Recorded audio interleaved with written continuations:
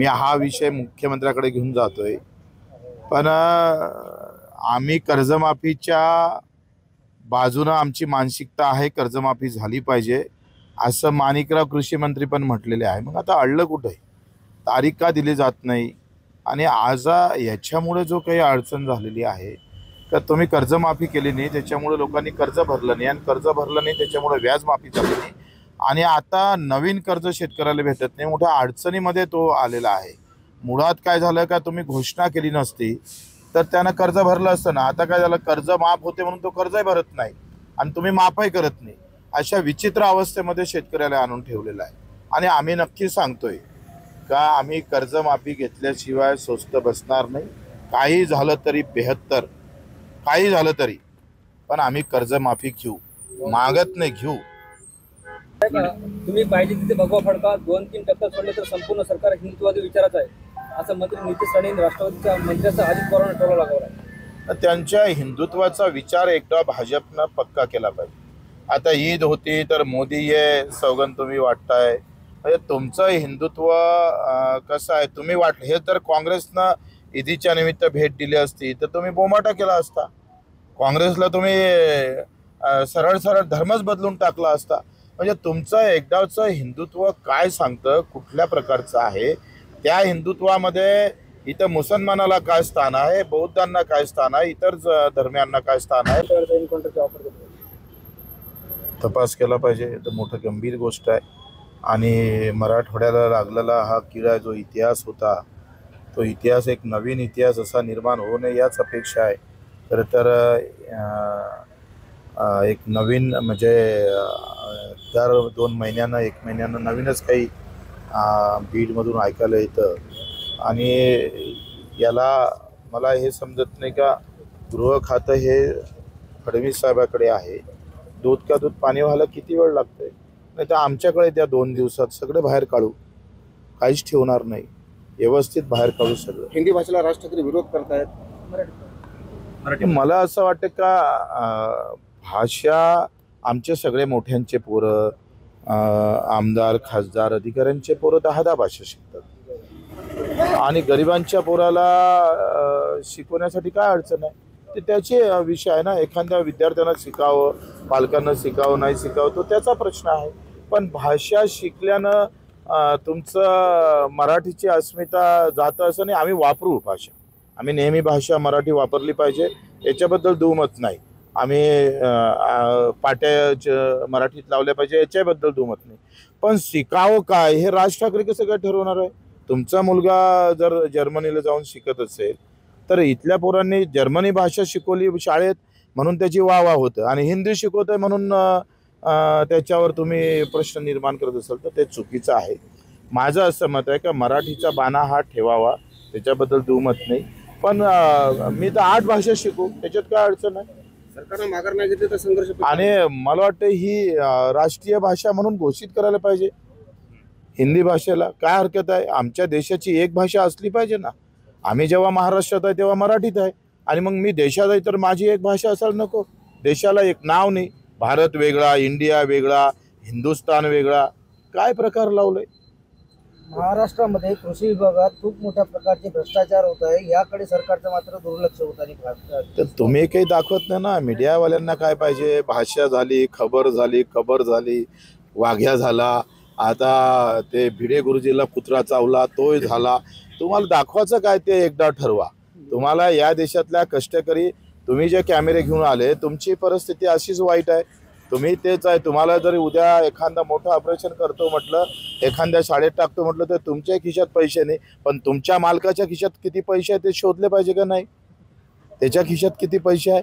तुमच्या या सगळ्या मेहनतीवर कमावतं कोण? आम्ही तेच म्हणतोय का या देशामधली आर्थिक विषमतेवर बोललं पाहिजे ना।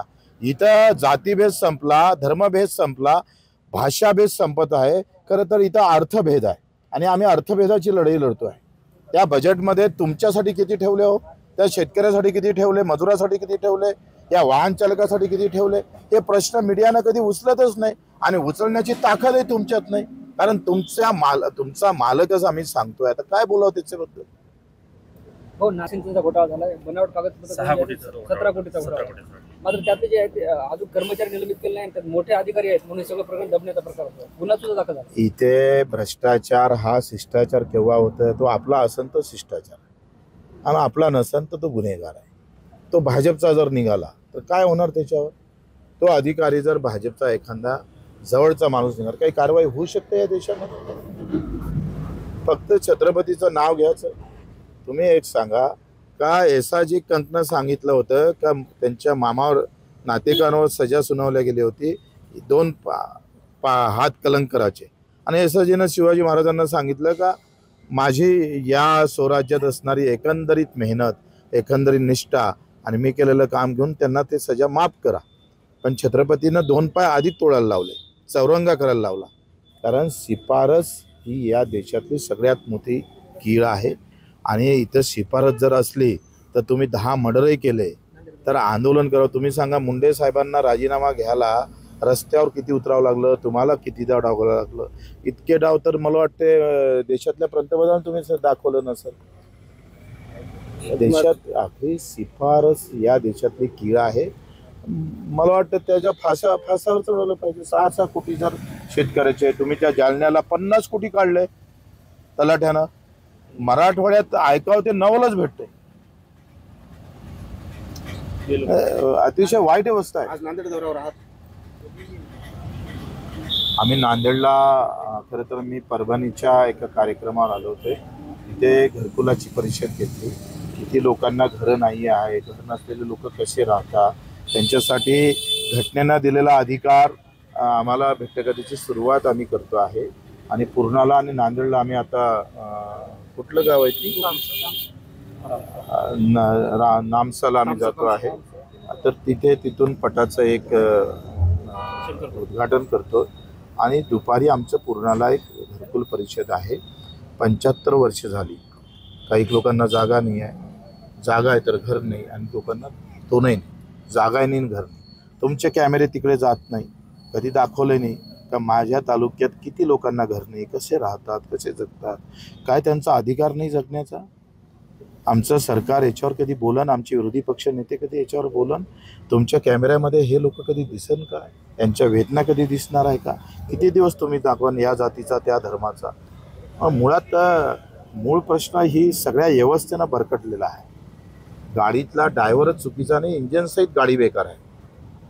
तर दिव्यांगांचा निधी खर्च केला जात नाही स्थानिक आमदारांनी करतात. स्थानिक सगळे आमदार, म्हणजे मी माझ्या आमदारकीतून 60 लाख रुपये खर्च केले एका वर्षात. आता स्थानिक आमदारांना वर्षाला 30 लाख दिव्यांगासाठी खर्च करायला पाहिजे प्रत्येक आमदारांनी. ते करतच नाही, कारण मताची संख्या कमी आहे. मतं कमी आहे ना. दिव्यांगाच्या मतानं ग्रामपंचायत सदस्यही बदलत नाही, पडत नाही. त्यांना विधानसभेत खासदार वेदना पाहून या देशात काही होत नाही, त्याचे दुःख पाहून काही होत नाही, त्याची जात आणि धर्म पाहून या देशामध्ये काही होऊ शकतं. आणि हल्ली तेच चाललं आहे. म्हणजे बच्चूकडूमध्ये फरक, अगोदरच्या बच्चूकडून आताच्या बच्चूकडे काही फरक पडलाय का? माझ्यात काही फरक पडला असेल तर सांगा, मी दुरुस्त करतो. या सगळ्या गोष्टीचा तुम्ही संघर्ष करणार? हां, करणारच. आणि पहिलेपासून करत आलो. 350 गुन्हे दाखल आहे. त्याच्यातल्या 10 गुन्ह्यावर मला सजा सुनावलेली आहे. 8 वर्षाची एका सजामध्ये 6 महिने आहे, एकाच्यात 8 आहे, एकाच्यात 2 महिने आहे, एकाच्यात 6 महिने आहे, 2 वर्ष, 1 वर्ष आहे. तुम्हाला माहीत नसेल तर आम्ही विठ्ठलराव यांना दाखवून द्या, सगळं पाठवून द्या यांच्यावर. 350 गुन्हे फक्त जाती धर्माच्या नावावरचं एकही गुन्हा माझ्यावर बच्चूकडवर नाही आहे. जे काही 350 गुन्हे देशातला पहिला आमदार असा असेल, ते असं नाही आग लगा दो, हमने आग बुझाई है खुद होकर.